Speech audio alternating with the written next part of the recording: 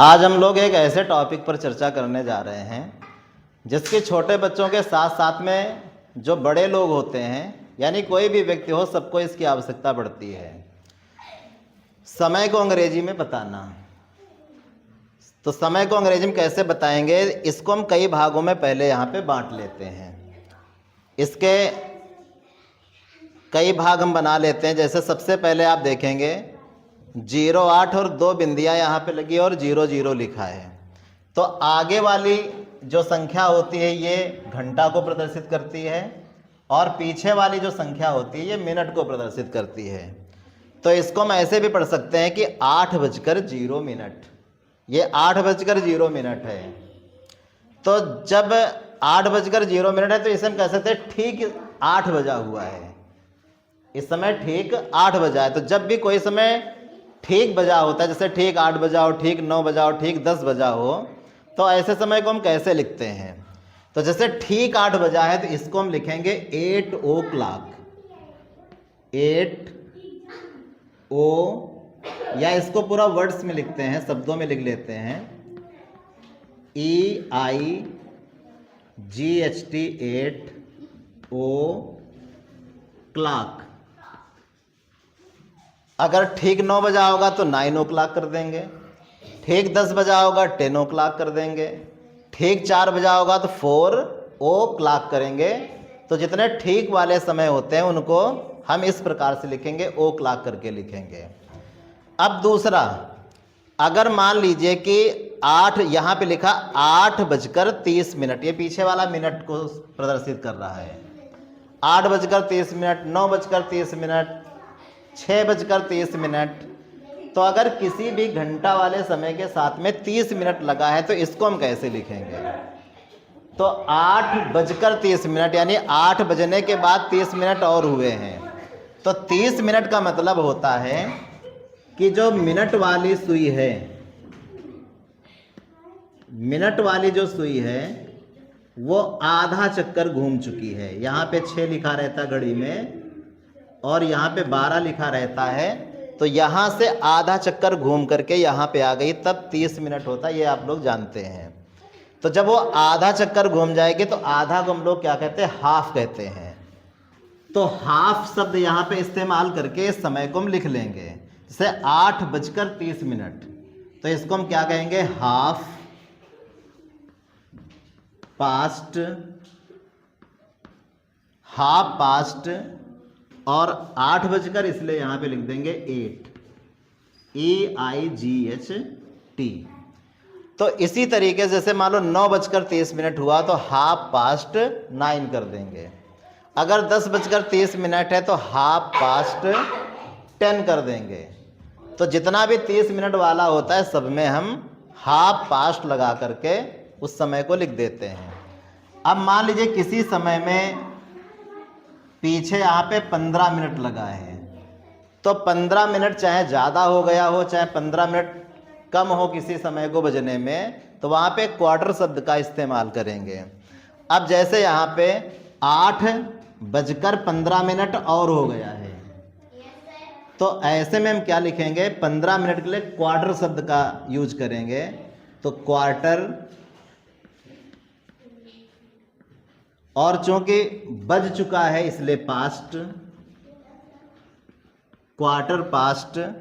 और 8 बजकर है इसलिए यहां पे लिख देंगे 8,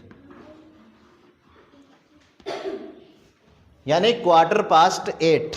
अब जैसे 9:15 हो तो क्वार्टर पास्ट 9, 10:15 हो तो क्वार्टर पास्ट 10, 12:15 हो तो क्वार्टर पास्ट 12। इस प्रकार से जो 15 मिनट वाला टाइम होता है उसको हम ऐसे शब्दों में लिखेंगे। अब जैसे यहाँ पे लिखा है 8:07, तो इसे हम कैसे लिखेंगे। तो पहले लिखेंगे 7 मिनट को, तो 7 मिनट, 7 मिनट्स। अब 8:07 हुआ, यानी 8:07 और हो गया है। तो ऐसे में पास्ट शब्द का इस्तेमाल करेंगे। तो पास्ट यहाँ पे आ जाएगा 7 मिनट पास्ट, और 8 बजकर इसलिए लास्ट में यहाँ पे 8 लिख दिया जाएगा। तो 8:07, 7:08। जैसे 8:09 हो तो 9:08। जैसे 8:13 हो तो 13:08। इस प्रकार से सभी समय को लिखेंगे। लेकिन कभी कभी देखें ऐसा हो जाता है कि जो मिनट वाला भाग होता है ये 5 का गुणज होता है, या जो मिनट वाला भाग होता है ये इसमें 5 का भाग चला जाता है। तो अगर कभी ऐसी कोई संख्या मिल जाए जिसमें मिनट वाला भाग 5 का गुणज हो, जैसे 5, 10, 15, 20, 25, 30, 35, 40, 45, 55, 50, 60 कुछ भी हो जिसमें 5 का भाग जाए, तो उसमें फिर हम ये जो मिनट शब्द है इसका इस्तेमाल नहीं करेंगे, बाकी पूरा का पूरा ऐसे लिखेंगे। जैसे 8:05 है तो यहाँ पे लिखेंगे 5 past 8। ये हमें यहाँ पे सावधानी रखनी है। अगर मिनट 5 का गुणज है या उसमें 5 का भाग जा रहा है, जैसे भी आप समझ लें, तो उसमें फिर मिनट वर्ड का इस्तेमाल हम नहीं करेंगे। तो जैसे 8:05 था तो 5 past 8। जैसे 9:05 हो तो 9 past 5। जैसे यहीं पे 8:10 होता तो इसको लिखते हैं हम 10 past 8। इस प्रकार से यहाँ पे लिखते हैं।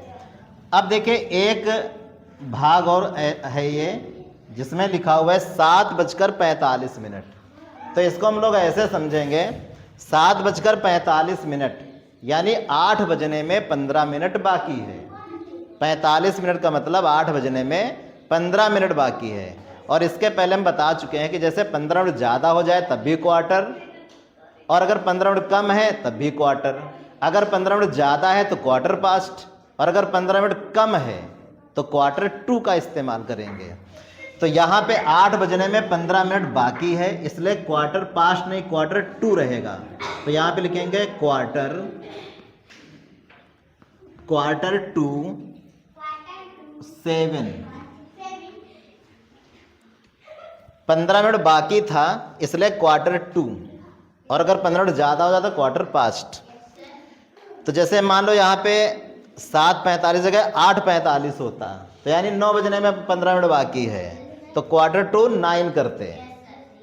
कभी कभी बच्चे यहाँ पे गलती ये कर देते हैं कि क्वार्टर टू, और ये देखिए गलती यहाँ पे है, तो 7 नहीं, यहाँ पे क्या होना चाहिए था, 8 होना चाहिए था, 8। यही गलती सभी लोग यहाँ पे कर देते हैं कि जैसे 7:45 है तो क्वार्टर टू 7 कर देते हैं। लेकिन हमें यह ध्यान देना होगा 7:45 का मतलब है कि 8 बजने में 15 मिनट बाकी हैं, तो 8 बजने में यानी 8 को हमें ध्यान रखना है, क्वार्टर टू 8 करेंगे यहाँ पे। अब जैसे 7:56 है तो इसको दो तरीके से हम लोग समझते हैं। जैसे 7:56 हो गया है तो बजकर का मतलब आगे निकल चुका है, तो इसमें पास्ट शब्द का भी इस्तेमाल कर सकते हैं। 7:56 यानी 7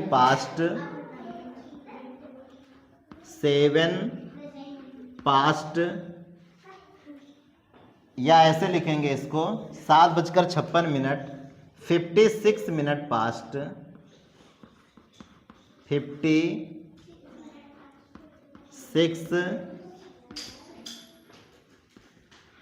मिनट्स पास्ट 7 कर देंगे।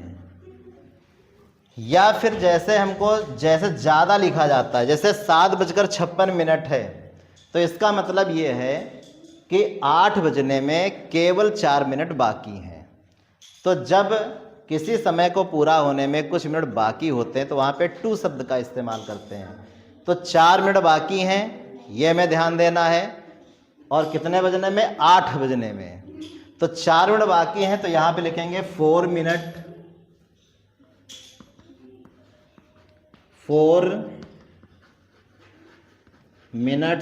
टू। 4 मिनट बाकी हैं तो इसको हमने लिख दिया 4 मिनट्स टू। लेकिन कितना बजने में, 8 बजने में, इसलिए यहाँ पे लिखना पड़ेगा 8। तो यहाँ पे आप 7 नहीं इस्तेमाल करेंगे कि 4 मिनट्स टू, कभी कभी लोग 7 कर देते हैं। हमें ध्यान देना होगा कि 4 मिनट बाकी हैं 8 बजने में, इसलिए 7 मिनट्स टू, यहाँ पे क्या लिखेंगे 8 लिखेंगे। तो इस प्रकार से हम समय को यहाँ पे अंग्रेजी में बता सकते हैं।